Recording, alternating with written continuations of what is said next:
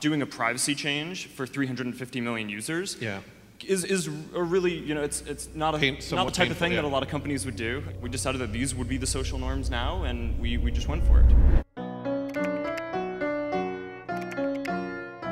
Google is effectively a $500 a year service because that's the value of the data that you're providing. If they use 10% of that data, they're going to be the most valuable company ever. Companies that you've never heard of claim to have about 1,500 points of data on the average American citizen. Is it hard to go through it and actually find specific details about a person? No, that's super easy. Within a couple of minutes, you can figure out what people voted for, what psychological problems they have, what parties they've been to. They're saying it's because I agreed to the latest terms and conditions on iTunes.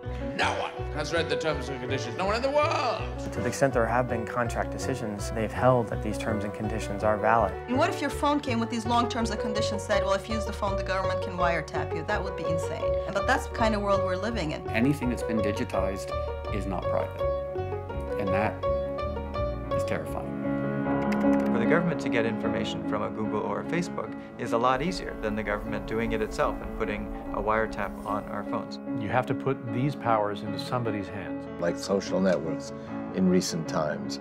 If you have something that you don't want anyone to know, maybe you shouldn't be doing it in the first place. Well, that's always what scared me, was if there's some sort of automated system that just red flags you based on the search term. You can see that surveillance measures are being used to silence protests before they even happen. Boom, NYPD SWAT, their bulletproof vests on, their guns drawn. I was like, are you being serious?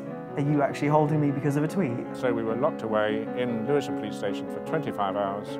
All these powerful institutions, they're not subject to the same invasions of privacy as the rest of us are. So far, the population seems fine with it. If they weren't, they know who to call.